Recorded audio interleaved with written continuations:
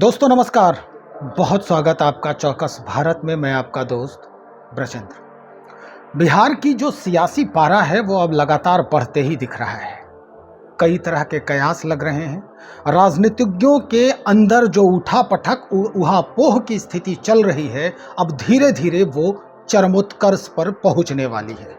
चलिए हम संदर्भ देते हैं आपको। कई ऐसे संदर्भ हैं जिसमें यह स्पष्ट दिख रहा है कि नीतीश कुमार यानी जो राज्य के मुखिया हैं वो कितने उतावले दिख रहे हैं। अब दरअसल अपने ही दल के अपने ही लोगों से भी उन्हें भय होने लगा है। जी हाँ, ललन सिंह की बात कर रहे हैं। लेकिन उससे पहले हम आपको बता दें कि 2 दिन पहले ही उन्हीं के पार्टी से अलग हुए और अपनी पार्टी बनाने वाले उपेंद्र कुशवाहा ने भी एक जबरदस्त बयान दिया था। जबरदस्त बयान ये था कि उन्होंने ये कहा कि जेडीयू को अपना प्रदेश अध्यक्ष बदल लेना चाहिए। अब ये बात कैसे कही गई, क्यों कही गई और उसके बाद क्या कुछ इसके कयास लगा रहे हैं लोग, हम इसी बाबत आज पहुंचे हैं आरएलजेडी में। और हमारे साथ प्रबुद्ध प्रवक्ता हैं यहाँ के राम पुकार सिंह जी। इन्हीं से हम बातचीत करेंगे। क्या लग रहा है, विस्फोटक स्थिति अब फिर से देखने को मिलेगी? विस्फोटक कहने का मतलब राजनीतिक विस्फोट क्या होने वाला है, ऐसे अंदेशा लग रहा है? बिल्कुल, राजनीति तो संभावनाओं का खेल माना जाता है। और जो भी बिहार की राजनीतिक परिदृश्य चल रही है उसमें सबसे ज्यादा ह्रास जनता दल यू में देखा जा रहा है। जनता दल यू के जो राष्ट्रीय अध्यक्ष हैं आदरणीय ललन सिंह जी, राजीव रंजन शुक्ल ललन सिंह जी, और प्रदेश अध्यक्ष है उमेश कुशवाहा जी। तो भाई ये दोनों लोग राजद का बी टीम बन के जनता दल यू को माने मटिया मेट कर रहे हैं। तो परिस्थिति यही बन रही है, क्या करिएगा। लेकिन उमेश कुशवाहा की बात अगर करें, जो जनता दल यूनाइटेड के प्रदेश अध्यक्ष हैं, वो कह रहे हैं कि इतना बड़ी बात बोल रहे हैं उपेंद्र कुशवाहा। जरा पीछे का इतिहास देख लें, अपने ही बूथ पर उनको कितना वोट मिला है। और इन्होंने चैलेंज भी किया है कि उपेंद्र कुशवाहा बोलने से पहले अपना वोट जो वजूद है उसको पहचान लें।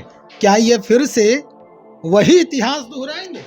उमेश कुशवाहा को शायद मालूम नहीं है कि हमारे पार्टी के राष्ट्रीय अध्यक्ष आदरणीय उपेंद्र कुशवाहा जी जिस विधानसभा क्षेत्र से चुनाव लड़ते हैं उनका बूथ उस विधानसभा क्षेत्र में नहीं पड़ता है। उमेश कुशवाहा पहले ध्यान दे, उसके बाद कोई बयान दे। झूठ मूठ का बयान देकर ये फर्जी आंकड़ा जो देते हैं वो तो खुद लेमन है।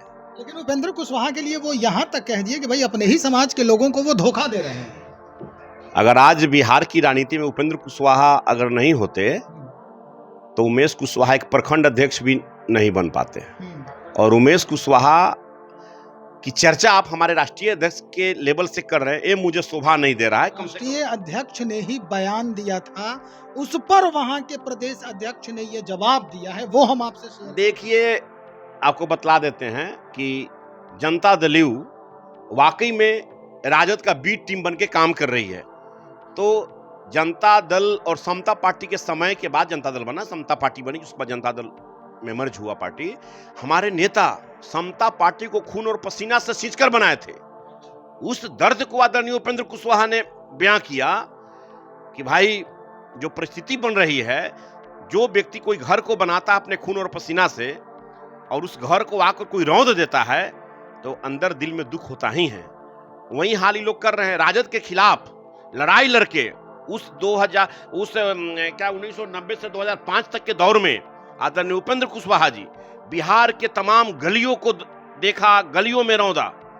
जब उस समय जो आतंक, अन्याय और जुल्म का जो दौर चल रहा था, और उस परिस्थिति में उपेंद्र कुशवाहा जी ने उस पार्टी को बनाकर और आदरणीय नीतीश कुमार जी को मुख्यमंत्री बनाने में अपनी जवानी की ऊर्जा को लगा दिए। और आज उस घर को कोई तोड़ रहा है तो वाकई में किसी को दर्द होगा। वो दर्द का बयान हमारे नेता किए हैं तो कोई गलत नहीं किए हैं। आप बी टीम की बात कर रहे हैं कि जेडीयू और आरजेडी दोनों जो है वो बी टीम बन के काम कर रही है।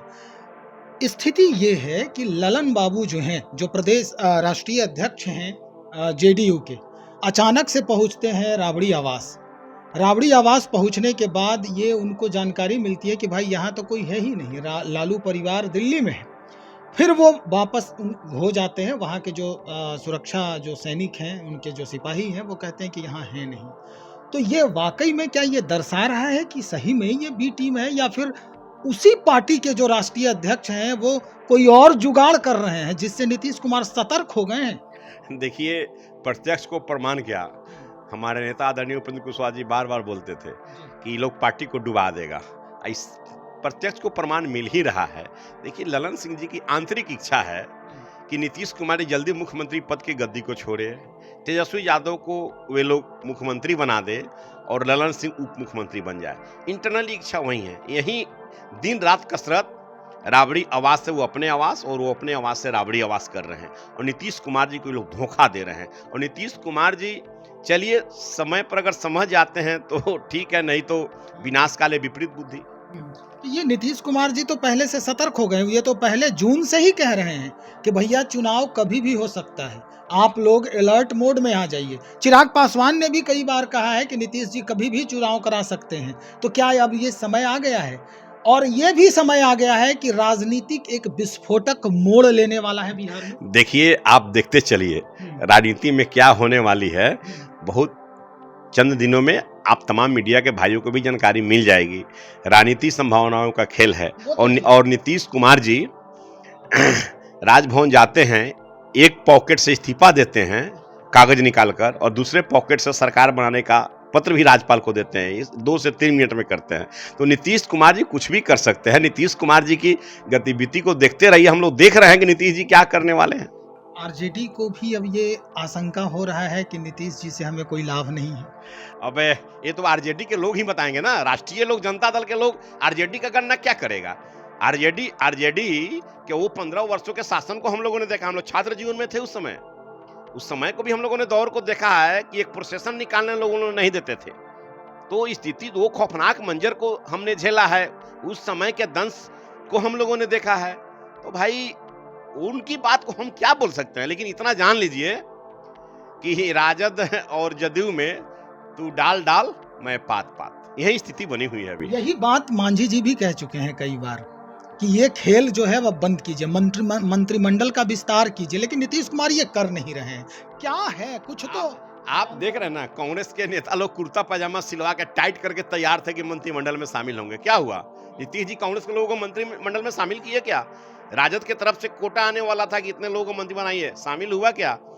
अगर स्थिति जो बन रही है, इन लोगों के बीच बहुत बड़ा विस्फोट होगा, और होना भी लाजमी है।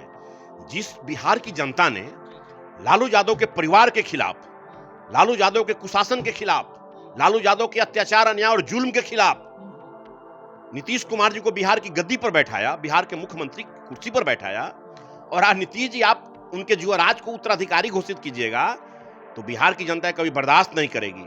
और उसका रिएक्शन नीतीश जी देख रहे हैं। अब भले उनके इर्द गिर्द अंदू चंदू मंगू लोगों ने उनको जो समझाया कि ऐसे होगा वैसे होगा, लेकिन वो सब कुछ होने जाने नहीं रहे। बिहार में क्रांतिकारी परिवर्तन होने जा रहा है, और बिहार राजनीति का एक क्रांति का वाहक बनेगा। क्रांति का वाहक का जो चेहरा है वो कौन होगा, कुछ अंदाजा? अभी हम लोग दिल्ली की लड़ाई में लगे हुए हैं। आदरणीय भारत के यशस्वी प्रधानमंत्री नरेंद्र भाई मोदी को हम लोग प्रधानमंत्री तीसरी बार बनाने के लिए कृत संकल्पित है। बिहार की 40 की 40 लोकसभा सीटों पर एनडीए पूरी मजबूती के साथ चुनाव जीतकर हम लोग दिल्ली भेजना चाहते हैं। इस अभियान में हम लोग लगे हुए हैं। उसके बाद फिर बिहार की राजनीति में हम लोग आदरणीय नेता उपेंद्र कुशवाहा के नेतृत्व में हम लोग काम करने के लिए तैयार हैं। एनडीए को मजबूत करेंगे और एनडीए परचम लहराएगी बिहार में।